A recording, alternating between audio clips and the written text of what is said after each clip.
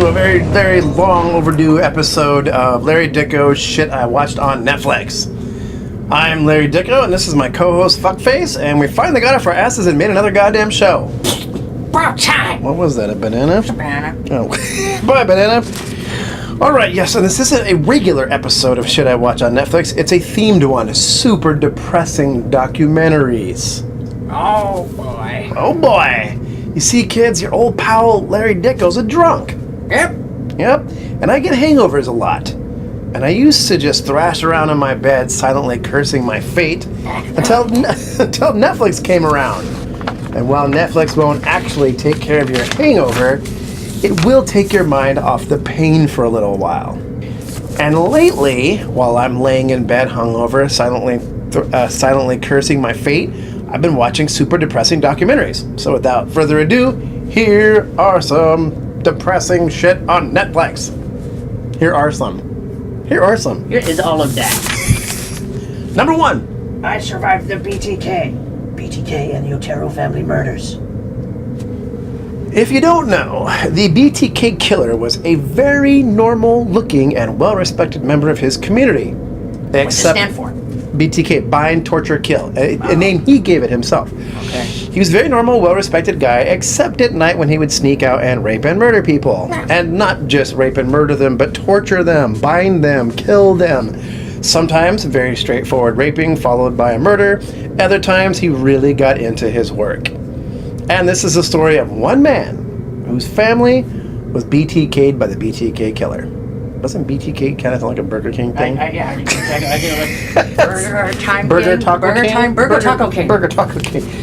This documentary is the story of Charlie Otero, who as a teenager comes home and discovers his parents and younger siblings murdered. 30 years later, the BT Killer is caught, and he has to go testify and relive the entire experience again.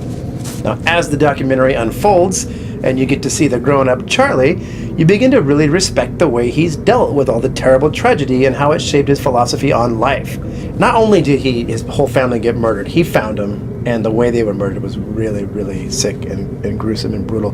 But anyway, you get to respect this guy because for all that's happened, he has a pretty decent outlook on life. I mean, if this happened to me, I'm pretty sure I'd end up a crackhead who sucks homeless guys' dicks for nickels. Anything to escape the pain. What about you? Well, would you help me sucking those homeless dicks, bumcock? I'd be your manager. In a dark alley, I guess that's a pimp. Okay, you'd be my pimp. I'd be your crack pimp. I'd be in a dark alley with like a bumcock in my mouth, and you'd be behind me going, yeah, good job. You get the money. Did you get the nickel? You get the nickel. Get the nickel. Okay, back to sad things. Okay. But as if all that's not depressing enough, during the trial, this terrible trial, where they'll have to go, see the BTK Killer, tell him what they felt and all this terrible stuff he's reliving. During the trial, his son, he's just started to reconnect with, gets hit by a car and almost dies. But on a positive note, he doesn't die. He just ends up brain damage. Oh, okay. So that was a close one. That was a close one. He's still alive. He is still alive, and he's functional. He can talk and walk. He's totally aware. So it could have been way worse. Yeah, it's depressing. Depressing documentary. But also, if you want to know more details about the BTK Killer, there's another movie on Netflix called The Hunt for the BTK Killer. I think it was made for TV. It's not the greatest thing ever, but it does a decent job explaining of how it all went down. All right, next, a very enjoyable movie called Addicted to Fame! Addicted to Fame! Yes, this is the strange, sad, and unusual tale of a schlocky movie maker who made the terrible decision to cast Anna Nicole Smith in his movie. David Giancola is a B movie maker. Maybe a C, could be a D, actually. Did you see his IMDb credits? Brutal, huh? Anyway, David had the genius idea to cast Anna Nicole Smith in his terrible comedy called Illegal Aliens. He also cast the washed-up alcoholic ex-wrestler Chyna in the same movie. And as you can guess, Anna Nicole was a complete fucking disaster to work with. Showing up late, if she showed up at all, demanding control over the script, so blasted out of her mind, she literally can't read cue cards this fucking big with one word on it. Just gone. Mentally gone. Despite all this going on, back and forth, everybody's fighting, just causing complete chaos, the whole fucking movie, somehow the movie actually gets made. And then they're going to premiere it. And of course, Anna Nicole Smith's son dies right before. So that derails the whole fucking thing for a long time because they got to give them time, got to give public time to get to the tragedy. Then they finally give enough time. They got everything lined up to get to the big premiere. And then Anna Nicole dies. Oh, boy. It's I think it's like literally on the day or something. It's like really close. So now I love human train wrecks. That explains a few things. I really do. I really do. And this will give you a good look into the drugged out, insane world she lived in and her weird relationship with the director and various cast members. If you're into that, if you liked Anna Nicole, I loved Anna Nicole Smith. The movie, made by David Giancola, kind of paints him out to be the victim. And I'm pretty sure he's about 1,000 times slimier than he comes across in his own movie. But what he does actually get his at the end of the movie when he admits he no longer makes movies but runs a car rental dealership. Anyway, I sort of told you the whole film, but you still need to watch it because you're just like, what's happening? This is sad and weird. A depressing yet fascinating look at a bad movie everybody was going to go wrong. Everybody knew was going to go wrong, but went way, way wronger than anyone thought was fucking possible. Next terrible, sad movie. The Act of Killing. The Act of Killing. This Oscar-nominated film about an eccentric chap named Anwar Congo who has literally killed thousands of people. And many of them with his bare hands. Jesus. This guy's like for real. Apparently in Indonesia there was a time where if you were a communist or even suspected of being a communist, you would end up dead very fast. Oh, boy. And Anwar, or one of his goons, stood a pretty good chance of being the one who rubbing you out. The shocking part of the movie is how nonchalant Anwar is about describing, or even showing you often, the way he kills people. It's sort of like he's telling you how he makes his toast in the morning.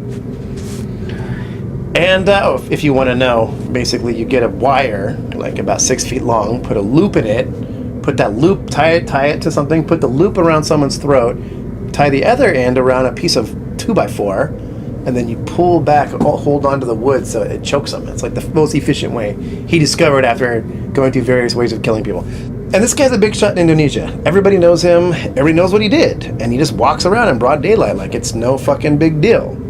And beyond the subject matter, what really pushes this movie... Stand up straight. What really pushes this movie over the top is that Anwar is making a movie about the glorious killings he did to stamp out the communists. So you're watching a documentary about it, flips from between like just regular talking to him and on the sets of the movie he's making. And a lot of these scenes that they're reenacting the murders they committed are quite gory. And they have a lot of bloody makeup on, a lot of really bloody convincing makeup. It's very, very surreal. And his main goon, or muscle, is a crossdresser, of course a crossdresser, who 1 minute in the movie is a huge potbelly, brick-faced, tough guy, and the next minute is made up like a Las Vegas showgirl. And this guy's pretty good at drag. He goes from like holy fuckface, like level ugly, ugly, to, wow, it's like, I guess kind of a huge hot woman, back and forth. He can bring it. And in the movie, no one thinks it's odd. It's like, okay, this is normal. Yeah, I'd look weird in drag. You would look beautiful. We can try. We'll come back to that. Let's try. Let's. Yeah, I'm not sure if this is for you. Does this what make my dick look fat? This is kind of like what the movie was like. It would be like fuckface, and then fuckface is like a crazy looking woman. Okay. And the movie he's making is fucking bananas. It's like a Western sometimes. Next scene, it's like a 40s gangster flick. Then it's like a lavish musical, complete with like Priscilla, Queen of the Desert level costumes. He's like, I don't know what this concept is, but it's just a bunch of different kinds of movies all in one movie that he's making. It's really weird. Anyway, towards the end of the movie, the charming and easygoing old gangster, Anwar, seems to start coming to terms with the atrocities he committed, even retching and getting sick at one of the locations where he killed many people. It's kind of funny because it's hard not to feel sorry for him because, he's obviously going through something. But then you remember like, oh yeah, you brutally murdered like thousands of fucking people with your bare hands. So can't really feel sorry for you for killing all those people for some bullshit reason. This movie is definitely worth watching if you've got the stomach for it. It is one of the most surreal movies I've ever seen in my life. And I've seen some weird shit, man. Whoa. Are you okay, buddy? I don't know, man. I'm kind of sad now. Oh, well, it's okay, man. It's okay. Just think of it this way.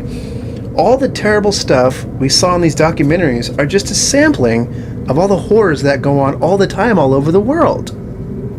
Oh, okay. But we don't have to see that stuff, so we can pretend it's not happening.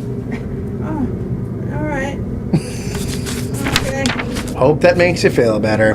Yeah, a little. And that's shit we watched on Netflix. See you next time. Maybe we'll do the Care Bear movies or something. Yeah. Something jolly. Something jolly. Although the jolly stuff usually makes me like more depressed. Yeah, makes me want to murder. Care Bears make me want to murder.